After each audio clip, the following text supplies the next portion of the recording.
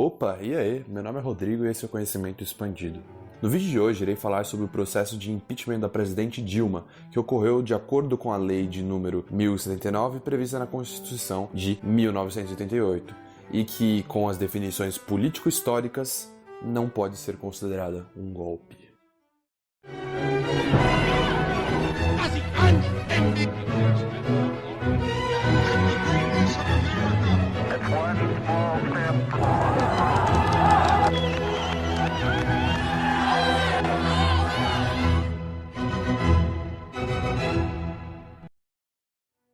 Já vou deixar evidenciado aqui no vídeo que claramente não terá nenhuma opinião sobre partidarismo, tendo em vista que eu mesmo não me interesso muito sobre esse tópico.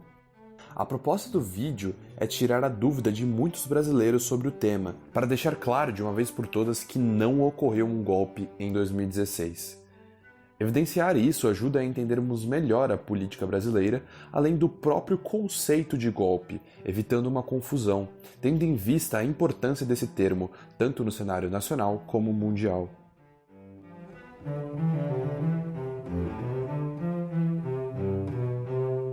Primeiramente, vamos entender o significado da palavra golpe.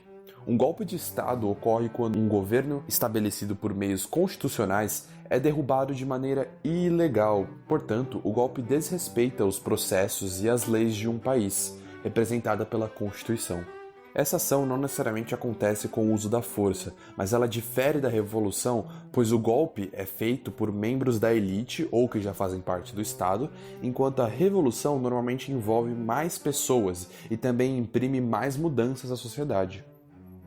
Levando em consideração essas definições, é muito importante analisar bem o contexto do movimento histórico que está ocorrendo, observando assim a Constituição vigente.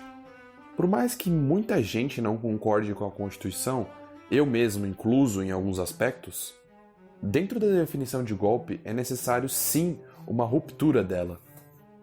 Temos que tomar muito cuidado, não é possível lembrar das leis quando convém e não lembrá-las quando é inconveniente. É importante notar também que a Constituição não é detentora da verdade. Muitas vezes, atos constitucionais são imorais para certas pessoas, porém, isso acaba sendo algo relativo, enquanto a definição de golpe é algo concreto dentre os parâmetros citados. Um dos melhores exemplos para entendermos um golpe dentro do contexto brasileiro foi o que ocorreu na madrugada do dia 31 de março de 1964. Um golpe militar foi deflagrado contra o governo legalmente constituído de João Goulart. O presidente da Câmara dos Deputados, Ranieri Mazzilli, assumiu interinamente conforme previsto na Constituição de 1946. Contudo, o poder real encontrava-se na mão dos militares. No dia 2 de abril foi organizado o autodenominado Comando Supremo da Revolução, que era composto pelos líderes das Forças Armadas do país. A junta baixou então um ato institucional, uma invenção do governo militar que não estava prevista na Constituição de 1946 e nem possuía fundamentação jurídica. Seu objetivo era justificar os atos de exceção que se seguiriam, dando nome ao chamado Estado de Exceção. As consequências da instauração dos militares no poder foram a destruição quase por completa dos direitos individuais e coletivos, com forte repressão política e afastamento das garantias constitucionais ao indivíduo, mutilando constantemente, ao longo dos anos, a Constituição Federal instaurada em 1946. Com isso, é possível entender melhor como funciona um golpe, evidenciado claramente em 1964, onde os militares assumiram o poder de maneira ilegítima, repentina e antidemocrática, segundo a Constituição Federal de 1946, vigente na época.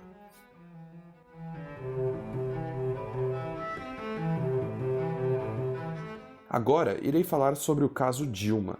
A presidente, no ano de 2015, assinou 3 decretos de abertura de créditos suplementares. Um em 27 de junho, no valor de 1,7 bilhão de reais, para projetos na área de educação, previdência, trabalho e cultura. Outro, na mesma data, no valor de 29 milhões de reais, para diversos órgãos do Executivo. E o terceiro, em 20 de agosto, no valor de 600 milhões de reais para as despesas com o Judiciário. No mesmo ano, foram realizadas as chamadas pedaladas fiscais, O governo atrasou entre janeiro e novembro de 2015 o pagamento para o Banco do Brasil de parcelas que totalizaram 3,5 bilhões de reais referentes aos subsídios do Plano Safra. O plano é um programa federal que auxilia agricultores familiares a tomarem empréstimos do banco a juros bem mais baixos. Assim foi formada a acusação para o pedido de impeachment da presidente Dilma, que, em 2 de dezembro de 2015, recebeu prosseguimento pelo ex-presidente da Câmara, Eduardo Cunha, ao pedido dos juristas Hélio Bicudo, Miguel Reale Júnior e Janaína Pascoal. Esse processo só viria a acabar 273 dias depois, com a cassação do mandato de Dilma, mas sem a perda de seus direitos políticos. Irei revisar agora os principais momentos do processo. A Câmara dos Deputados, no dia 17 de março de 2016, autorizou a abertura do processo de impeachment por 367 votos a favor, 137 votos contra e 7 abstenções. No final de abril, foi iniciado um processo de comissão especial que analisaria a admissibilidade da denúncia recebida da Câmara. Em 6 de maio, a comissão aprovou o relatório de Antônio Anastácia, favorável à abertura do processo de impeachment, por 15 votos a favor e 5 contra. Em 12 de maio, o Senado decidiu pela abertura do processo e afastou Dilma Rousseff do cargo. A partir desse momento, o presidente do STF, Ricardo Lewandowski, assumiu a condução do processo. Em julho, a comissão debateu os laudos periciais sobre os termos da denúncia, elaborados por uma junta de consultores do Senado e por assistentes peritos da acusação e da defesa. No início de agosto, a comissão discutiu o relatório final do senador Antônio Anastácia, que defendeu a procedência da acusação e a realização do julgamento da presidente afastada. No dia 9 de agosto, o plenário decidiu por 59 votos a 21 que a presidente afastada iria a julgamento.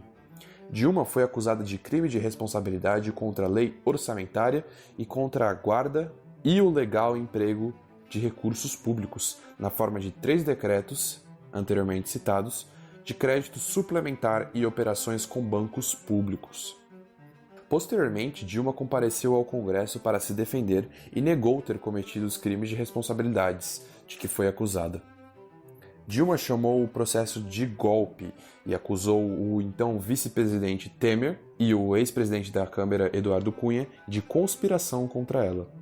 Após 6 dias de julgamento, em 31 de agosto de 2016, o Senado Federal entendeu que a senhora Dilma Vana Rousseff cometeu os crimes de responsabilidade consistentes em contratar operações de crédito com instituição financeira controlada pela União e editar decretos de crédito suplementar sem a autorização do Congresso Nacional, previstos no artigo 85, inciso 6, e artigo 167, inciso 5 da Constituição Federal, bem como no artigo 10, itens 4, 6 e 7, e artigo 11, itens 2 e 3, da Lei nº 1079, de 10 de abril de 1950.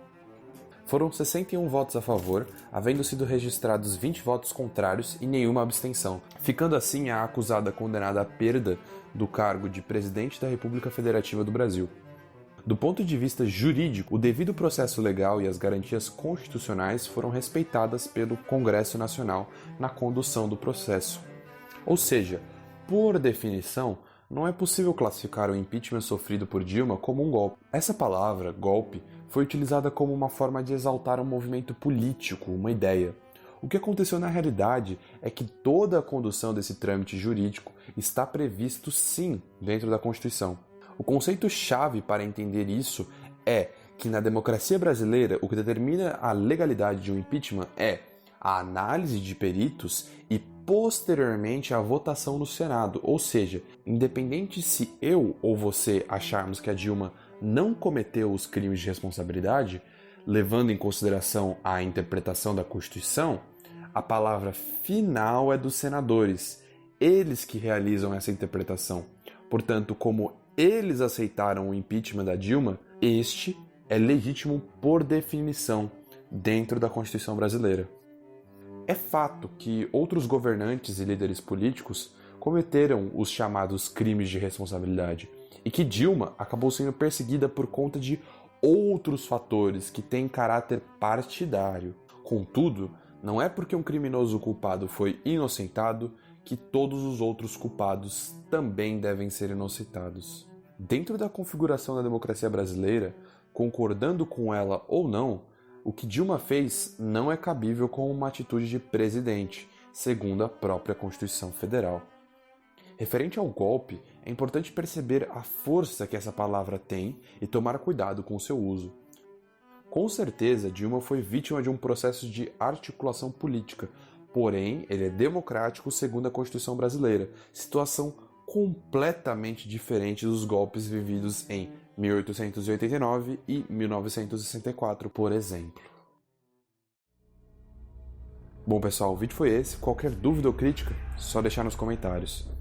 Se tiverem gostado do conteúdo, por favor se inscreva no canal. No mais é isso, valeu!